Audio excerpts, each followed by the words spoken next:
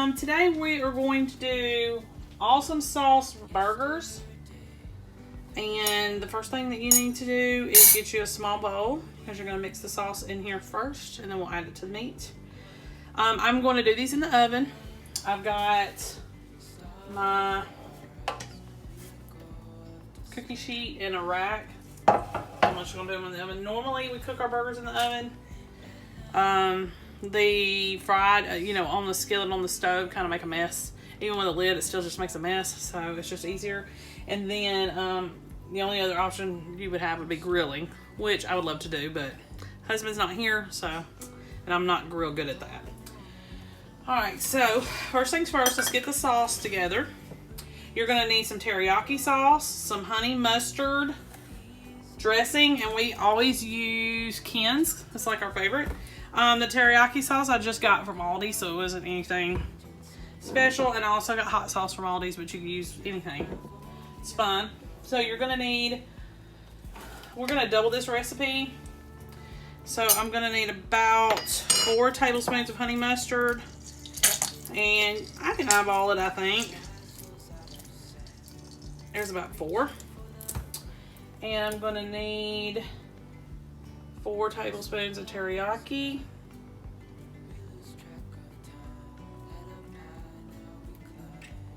Okay.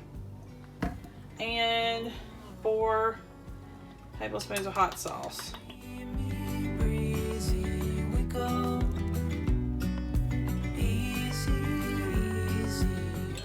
I'm using about 1.5 pounds, maybe 2 pounds of hamburger meat.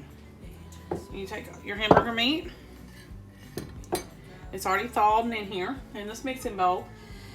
You need to go ahead and add a tablespoon of hamburger seasoning, and I'm only going to do about a tablespoon because I'm not sure that we're going to like it. So instead of, even though I'm doubling, I'm not going to double the seasoning. I'm just going to put that in like that. You'll put half of the sauce in. So I want to kind of put this together a little bit more.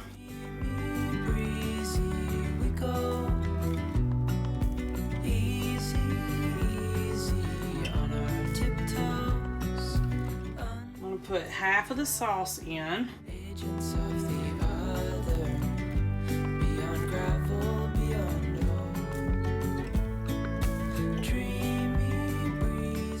Now I have this little patty maker, and I bought this from Amazon. It's coming real handy. During the past couple of years, the prices of things were going up, or they couldn't be found. Or they couldn't be, I had to go to the store and I couldn't find like pre-made patties to put on the grill. It was getting harder and harder to find pre-made patties, so I formed I made my own. The rest of the sauce is used for you to put on the actual burger, and don't use that spoon again. We put that in the sink. I am really sloppy with this. I do not get all fancy. I just make about that much. It's like a really, really big meatball. I stick it in this thing, and then I mash it flat with this. It's not going to be perfect. Try to find something to wipe my hands on. It's not going to be perfect, like a formed patty would be, unless you really work at it. But it's just about there, and that's good enough for me. So I'm going to take that, and I'm going to put it on my rack here, and this is just a baking rack, and you should be able to find you a cookie sheet that'll kind of hold it, and that way you can do stuff like this all the time. If you don't have this, you can always get a broiler pan, and those are real easy to find. You can just look on Amazon for those. I have one, but this is just easier to throw together.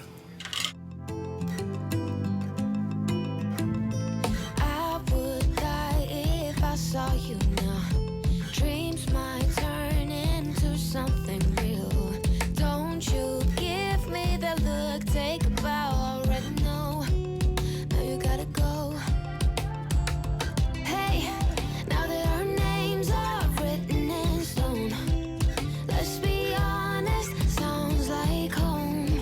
Still I'm here alone and I'm calling your phone. I wish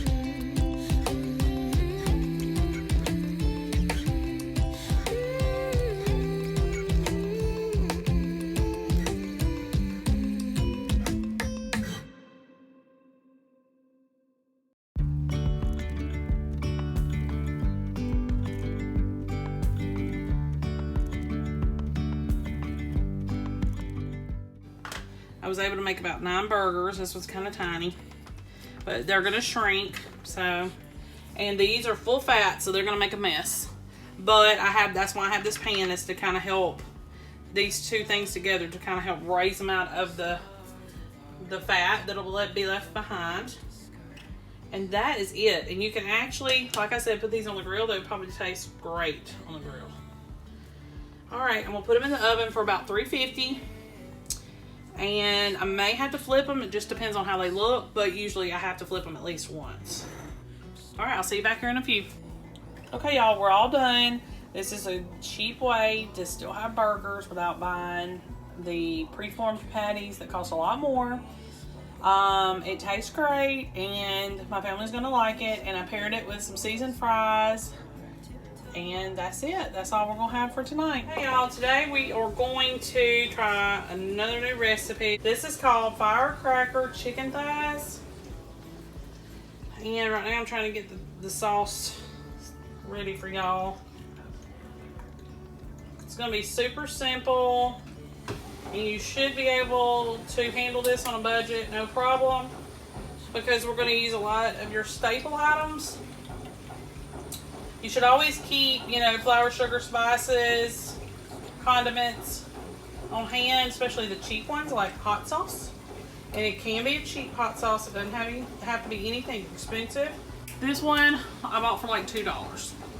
It's about 12 ounces. This is gonna stay in my fridge. My husband loves it on his fried chicken, so we try to keep that on hand. I just keep it on hand for any kind of recipes. I also need some brown sugar, and I use Truvia brown sugar, but you can use whichever you would like or prefer. You're gonna need about 3/4 of a cup. About a tablespoon of apple cider vinegar. And instead of garlic cloves, because I just did not feel like doing all that chopping, we'll just put a little bit of garlic powder in our sauce. And we're gonna need about a 1/2 teaspoon of kosher salt. And about a 1/4 teaspoon of red pepper flakes.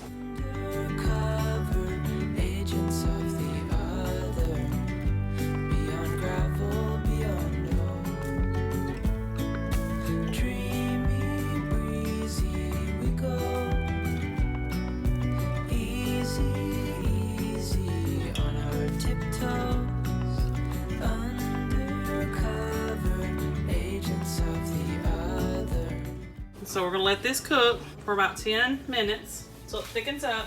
And then we are going to cook our chicken up. You can use an iron skillet, or you can just use a regular old skillet, doesn't matter. And I'm gonna use chicken thighs.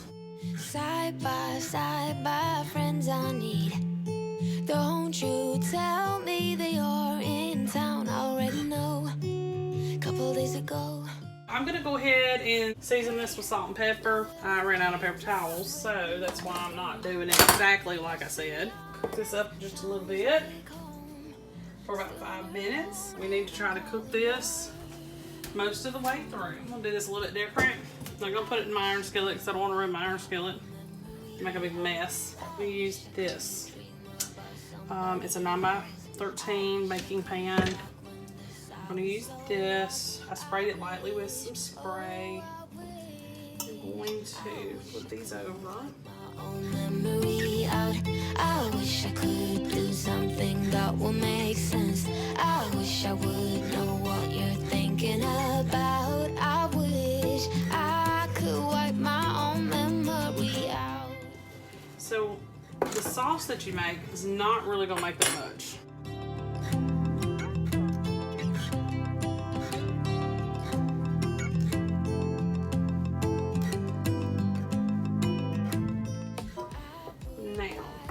I'm going to put this in the oven, and I'm going to baste it as I go.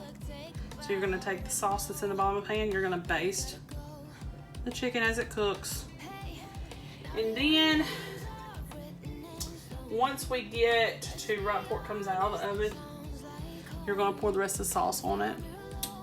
And then it should be done by then. You need to check it. It needs to have an internal temperature of 165. I know right now the way it looks, it kind of looks done. It is not done. So it's still got a little bit more cooking time to go, but the oven will finish cooking it all the way. So it's going to go in a really good hot oven. It's going to take it another 15-20 minutes, I think, at least. But these are kind of thick thighs, so it may take a little bit longer. All right, see you back here in a few.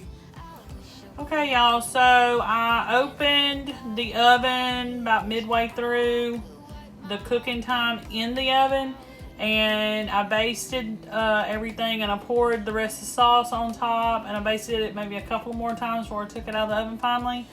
So everything's done. I paired it with some potato salad and some deviled eggs, and it probably would have also been great to put some baked beans with it. And typical, sort of like a barbecue chicken, something like that, but it's going to be more hot than a barbecue taste. It's pretty cheap, easy on the budget, and it did really well, and it cooked pretty fast, and it was very easy to make. If you like the content that you've seen today, please like and subscribe, and I'll see you next time.